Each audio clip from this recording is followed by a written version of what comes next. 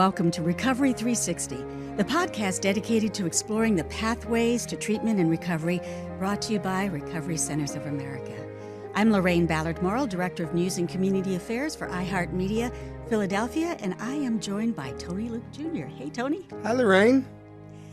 How's it going on this journey towards better understanding the world of healing and the many ways individuals find their way to recovery? Another great episode. I feel it. I feel it in my bones. Another great episode.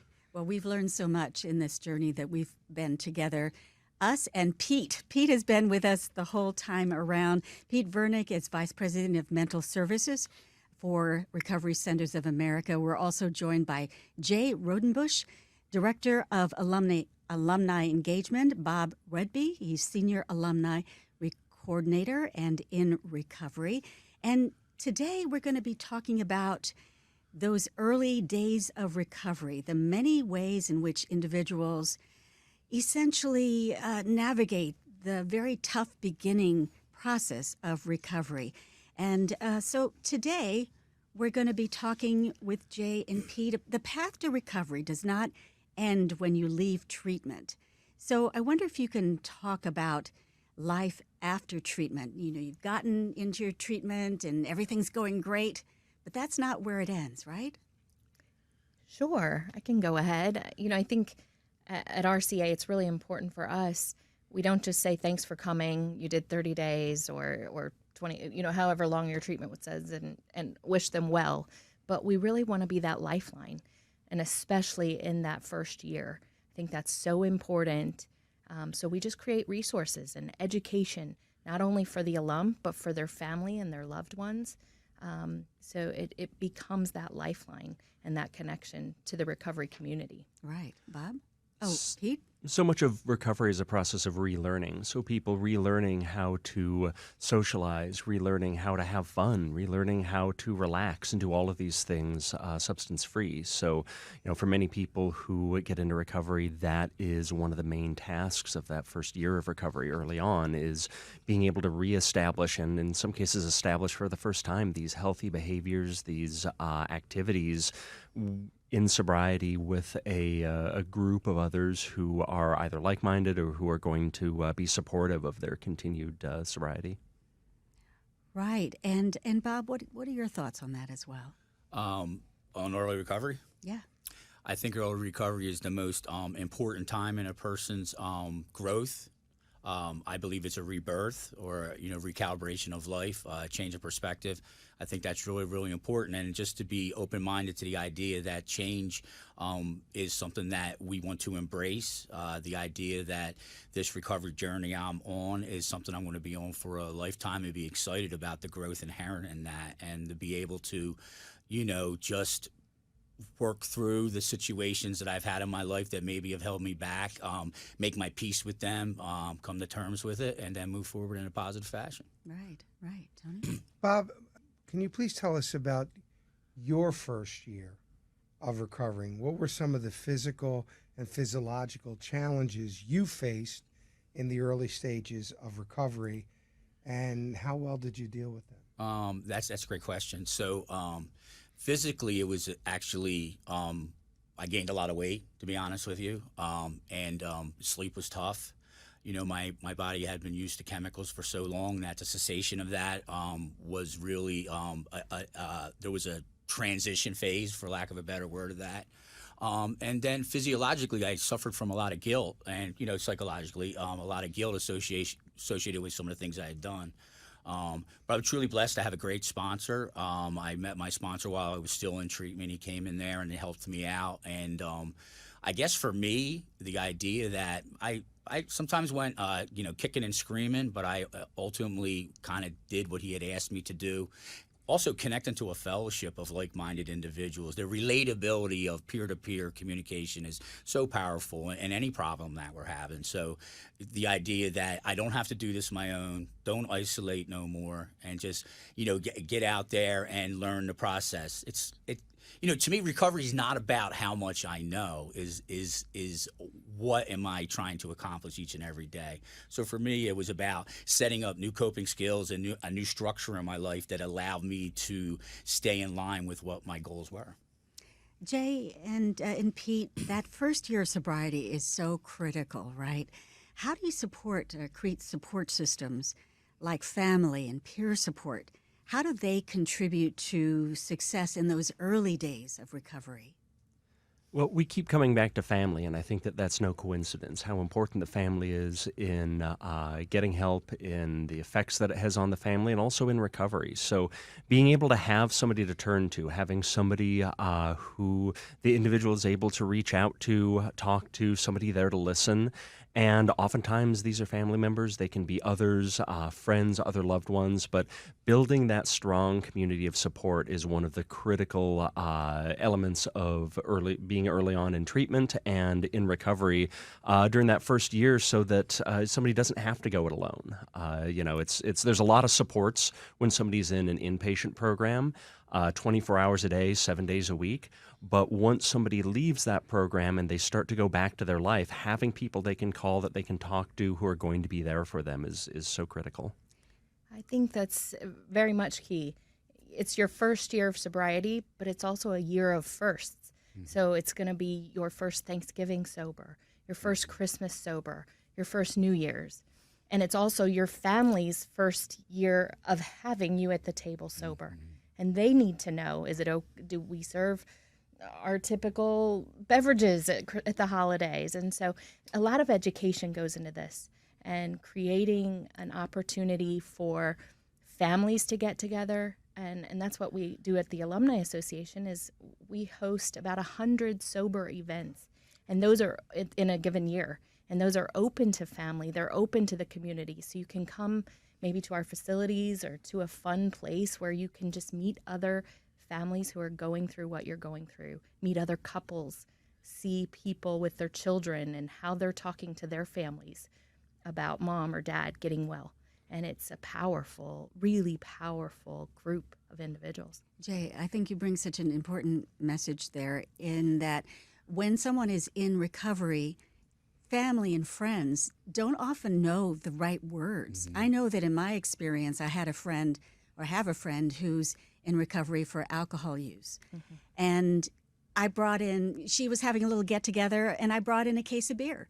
And then I just slapped my forehead and I said, what was I thinking? Yeah.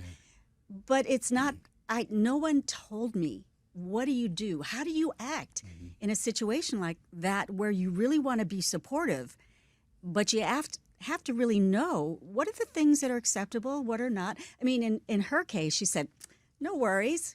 Everyone else can have beer. That's fine. You shouldn't feel restricted about what you can do around me. But maybe for some other people, that wouldn't be exactly appropriate. So talking to the family, preparing them to have the words to say or the actions to commit to, sounds like it's really critical. Absolutely. And just being able to ask the questions. What do you need? I'm coming to your house. What can we do to support you? And just being open about the conversations. I think that's part of reducing the stigma that has gone along with this disease, is just being willing to say, how can I help? And I think that's powerful in recovery, when people are just willing to say, how can I help? And then the individual in recovery can say, yeah, this is exactly what I need. See, it's communication is very important, because there is a line that you have to be cognizant of. When you're going to a party or going to a get-together with someone that you know is in recovery, the idea of going out of your way to make sure you're not bringing anything of an alcoholic nature can also have an alternate effect on signaling them out and making them feel that they're the reason that no one can enjoy themselves because of what I'm doing. So it's critical communication, because if it is the very beginning of recovery and there is an event like that, then that individual has to decide, do I want to go to this event? Because you never want to feel that you're the reason that no one is acting the way they would at an event, because no one wants to. And just on a personal level, like we had talked about before, that everyone self-medicates in their own particular way. Now, I know for me, I go to events and we have parties, you know, and my girl does this all the time for me because she's helping me. My means of self-medication through the loss of my son, through every tragedy I've been through, is through food. That is my self-medicating. And we'll go to an event or we'll have a party and there'll be everything that I love. And the food I love more than any other food on the planet is pizza. It is my kryptonite. It is, and I know that when a party is over and there's all my favorite pizza and there's breads and I love it, my girl will make a point at the end of the party to go, hey, everyone grab a bag and everyone's taking food home. And I'm sitting in a chair going, no, they're not taking the pizza home. No, they're not taking the bread home. And she goes, they are taking the bread home and they are taking the pizza home because I cannot trust you to not wake up at 5 a.m. and raid the refrigerator and eat an entire pizza. So we have to know what our limitations are. We have to know where our strengths and our weaknesses are, like I said before. But you don't want to make someone feel that you're alienating them and everyone's looking at them and going, well, the reason I can't have a beer is because so-and-so is here. Right. So it's a great question, but it's a fine line, and it needs to be communicated on how that needs to be handled. If I may as well, Yes, please. Communication is like I needed to learn a lot of how I communicated across the board and recognize that as well, and the phraseology, the body language, the subtle ways that I communicate to individuals in my life and my family is so important. And it was, again, for me, I had to look at it. It was like, okay, I have to make these changes, but this is going to make me a better person. I'm going to be able to do more. I'm going to be able to communicate better, you know, because it is a family disease, you know. I'm blessed to be able to do family support groups and family orientation for our patients at the Lighthouse. And I talk to them all the time about, you know, your loved ones are creating a structure of peer-to-peer support and medical and spiritual help. And then can we create the same thing for you? You know, we have different 12-step fellowships for the loved ones, and then we are blessed to be able to have a really robust family program that wants to say, hey, do you have any questions? You know, what's going on, and connect them to each other just like we do. And you know, that's the exciting part of it, because you're right, the families don't know. You know, they're stepping on toes. How do I communicate? You know, and a lot of that is sitting down, just like you're saying, and creating a new structure that we can go about communicating through. Boundaries are really, really important. What do they look like? And, you know, that's tough early, for sure. That's tough early. But if it's authentic communication, if it's real authentic communication, it'll be felt and heard. So. Just to follow up, Bob, those first days, weeks, months, year, you're going to be encountering lots of triggers. Mm-hmm. As Tony was talking about, he's had figured out a strategy for not falling into the trigger of eating unlimited pizza, right? So for you, what did you do to handle those triggers that inevitably you would encounter? That's a great question. I began to recognize these feelings and emotions I had as triggers. Like, you can hear the word triggers, well, what does that really mean? So I began to recognize that, you know, most of my stuff was based upon fear, control some of these issues, you know. So I also, like I shared before, I had gained some weight because I was eating more, you know, and then to tell myself, okay, well, it's a lot better than what you were doing before, and you're learning and growing and moving forward, and you're going to get better. But for me, it's expressing how I feel to my peers and to people that are helping me so that I can have a better understanding. And so, like, I may have this thing kept inside me that I think that I'm the only one in the world who's suffering from this, and yet other people are going through the same problem, you know? And so you, in a lot of ways, you systematically begin the process of reevaluating how you think, you know, and what it means to you. Now, to me today, triggers and problems are opportunities for growth, you know? And so where for a long time it was fear, you know, but I had to recognize that I was a person that was fearful. I had been fearful my whole life. You know, I'm a big guy and all that, and I say, hey, you know, these are some of the things I struggle with, and that's okay because I'm a human being, Right. you know, and I'm excited about the process. I'm not saying every day was great, but I was excited about the process. And here's the thing, like before is once you get going on that motivation and you're surround yourself with people that are heading in the right direction, you commit and are willing to do this, it just kind of happens. Like, I don't have to think about. As a matter of fact, the fact of the matter is, I used to try to plan my day every day. Now I get myself right in the morning through prayer and meditation. So I let the day come to me, and I just handle the day. So instead of me trying to, dictate everything and control everything, and then that would go out off the rails, I'm just like, I'm going to get myself quiet. I'm going to get myself intentional about what I'm trying to accomplish that day, and then I go out and I freely live that day. So I love that. It's amazing that he said that, because it literally is leading into a statement that I wanted to make prior to when he spoke, which led it so beautifully into what I was going to say. You have to worry about one of the biggest pitfalls that I believe people fall into is you have to be conscious that you cannot create the perfect scenario in this life. And what we try to do in helping people is to remove all of these triggers and to remove all of these things. And then people are like, okay, I can function here. Well, you're not functioning because this is not the real world. This is not reality. You need, and I'm not saying you need to throw someone into a pit, but you need to do exactly what he said, which is to get right with yourself and realize that the world is not going to change its behavior for you. That you have to be able to control your own behavior to function in the world. And getting right with yourself and preparing yourself, knowing that there are absolutely going to be all of these triggers that are going to come through every single day. And you don't live in a controlled environment.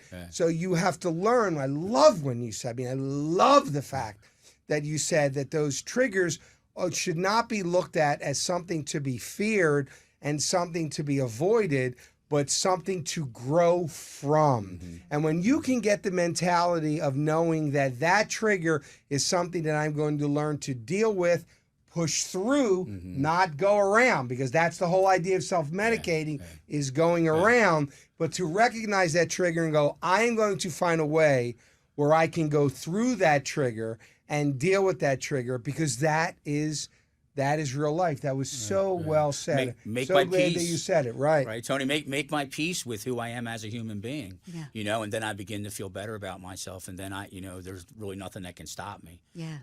So if I'm not worried about the exterior, as you had shared, right, I'm not worried about the exterior. I'm just going to focus on me and allow those, like you said, those feelings and emotions to flow through. They're going to come. They're going to, and like you said, I can't run from them. I have to.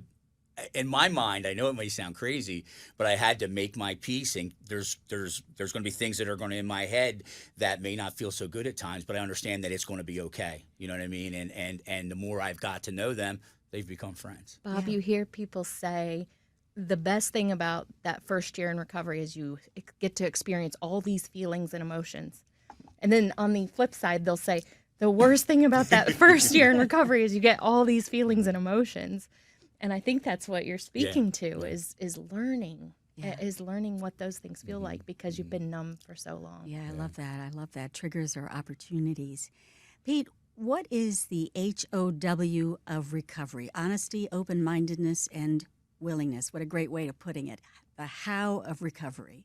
So the how of recovery, it's a great way of sort of summarizing some of the principles that are really important in early recovery. So first of all, being honesty, or the ability to be direct and honest with oneself, with the people around oneself. Be honest about, what somebody's triggers are going to be, what's going to be difficult, what's not going to be easy, because, recovery is not easy, and early recovery is especially not easy.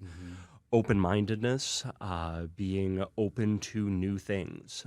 For many people in early recovery, a lot of what they're doing is new. So what Jay had said, the new feelings that somebody's experiencing, being willing to approach that and understanding that, sometimes that's going to be wonderful and sometimes that's not going to be wonderful. Sometimes that's going to be difficult and that's okay. And the willingness to try new things. So the willingness to try, I'm going to try having fun or socializing, or, something simple as watching a game that maybe somebody always used to do under the influence, to try that in a different way. Yeah, which was going to lead to a question, Bob, for you, because it's weird, because a lot of these questions are just being answered just in the realm of the conversation. But were there any particular key lifestyle changes and habits, healthy habits, that you personally developed in that first year of recovery that you think might be something that other people can relate to share with them? Sure. One of the first things was self-care, which is exercise. I began to exercise. I began to take time out during the day for quiet time to get myself, where I needed to be. Began to develop, as I said, I had gained some weight, so towards the end of the year, I began to develop a diet that worked for me. And some of these things that really helped me create structure in my life. I had no structure in my life in my active use, and for me, a lot of it was when my kids went away to college. They were what held me together, if that makes any sense. And so when they were gone, it was like all hell broke loose. So it was just okay.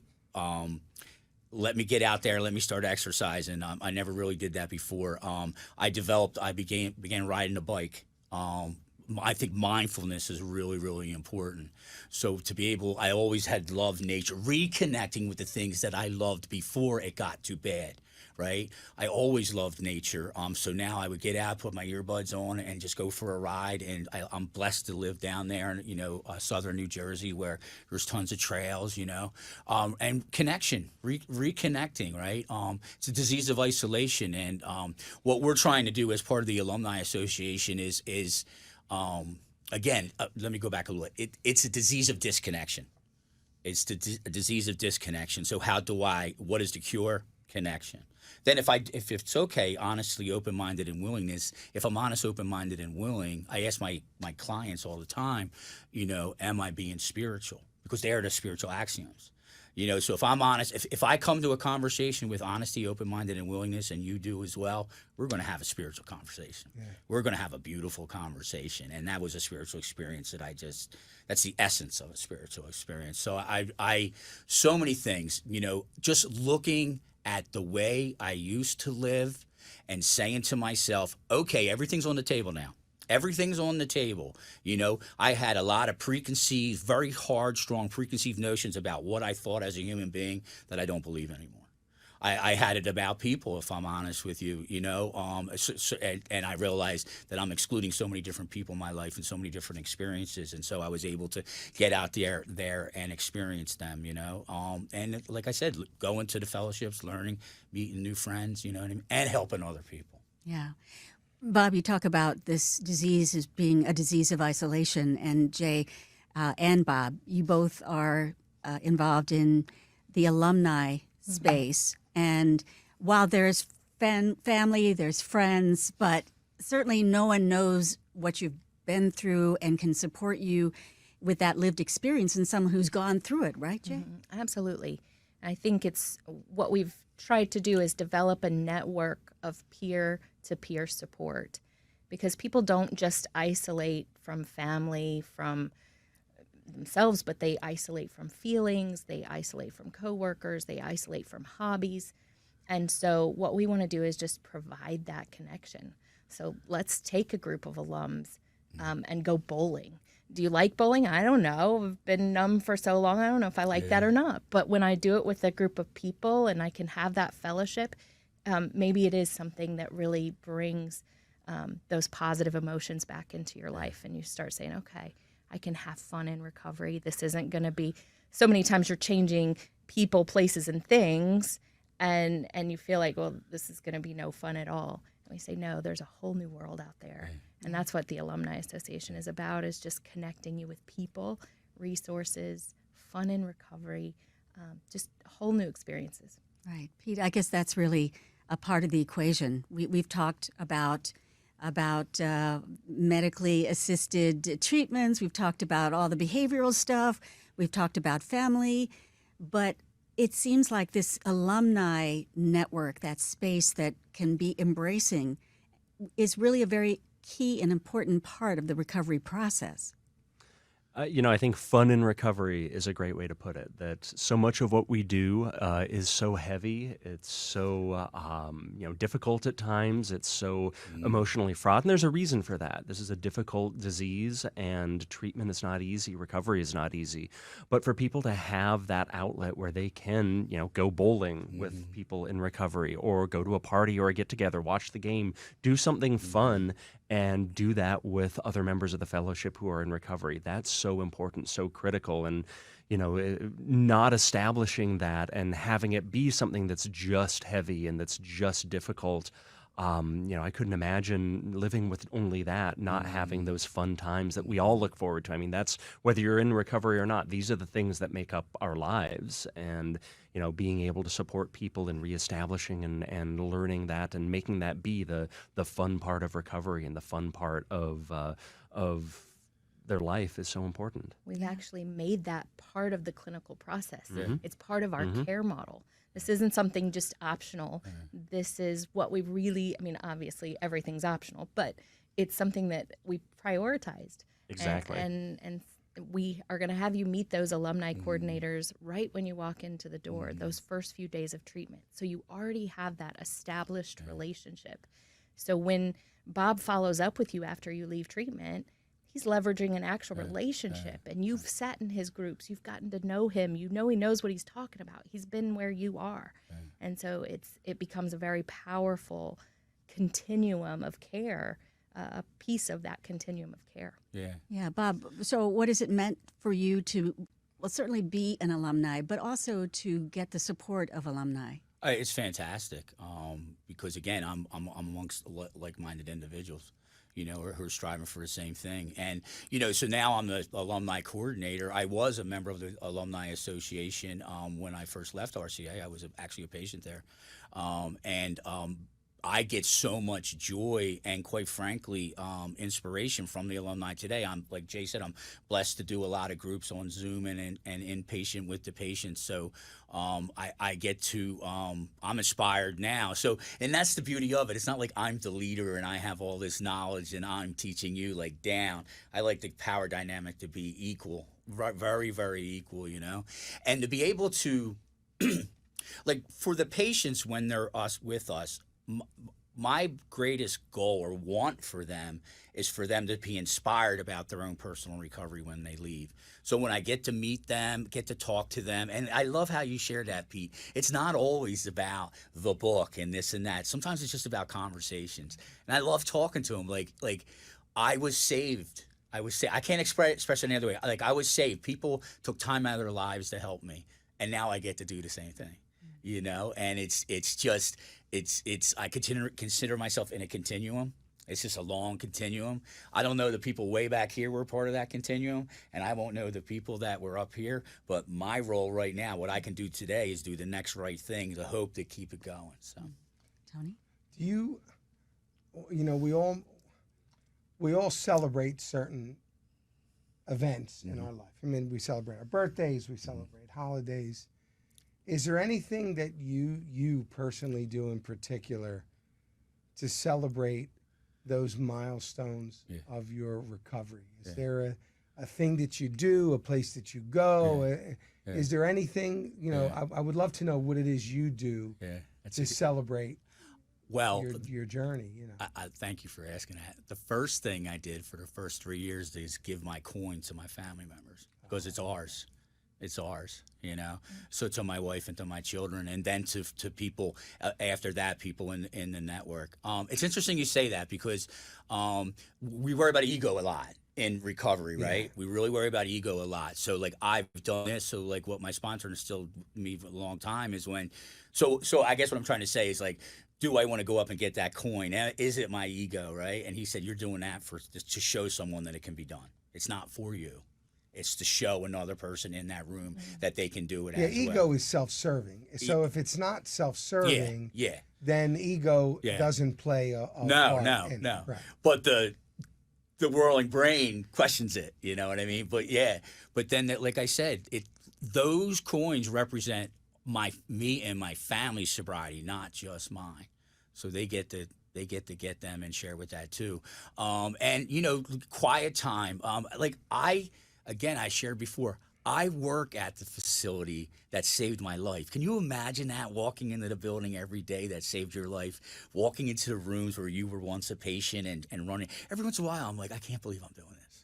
You know, it's like, this is amazing, you know? And it's not just me, tons of staff members in RCA. We really want to be able to get that peer-to-peer, you know, after a certain amount of time. We don't want to just throw them right into the mix, but it is so powerful to say, hey, what do you mean? What are you talking about? I'm like, well, this is the room. I've had conversations with people sitting in the bed that was my bed. You know, and that's crazy, right? It's crazy to think, but it's just beautiful because, again, it's you know, you look back on it, and then the first year seemed like it took forever, but now they just kind of go, you know what I mean? And you're like, I guess to answer your question, that was a long way, is a lot of reflection on where I came from on the day, you know, on the day that I celebrate. You know, it's been 7 years now, almost 8 years, is how far I've come, and how grateful I am. You know, I'm truly grateful to be alive, man, and then be a part of this, like, as opposed to just, like, you know, wasting time, you know. So for all of you, what would be the message to fellow people in recovery, or those that you know that are in recovery for that first year? Pete, what would be your message? My message for people in the first year of recovery would be to make as many connections as possible, to not lose hope, and to continue moving forward. It's something that is absolutely possible. I think that's something that's been repeated here a lot, is the possibility of it, and the fact that it is something that it's worth the work. Jay? The Alumni Association is built on 3 pillars: succeed, belong, and serve. And I think that's really critical in that first year. We want to help you connect to a community that can help you succeed in your recovery, belong to a vibrant social community of like-minded people, and then ultimately serve others. So come back in our facilities, find a place to be of service. We have a whole volunteer program that takes our alums and puts them back into the facilities to serve and really live out that 12th step. And so I would say succeed, belong, and serve others. Beautiful. Bob? Don't give up. You know, don't give up. You're worth it. You know, you're truly worth it. Some of us are beaten down so much that they think they're not worth the effort, you know, or they think they can't, but you can. Anybody can. You know, I share it all the time, is like, it can just start right now, you know. So kind of hang in there. Like we had talked about before, you're going to have the highs and lows, but that doesn't mean you're defective. You're just human, you know, and it's a beautiful thing. And like it was said, connect.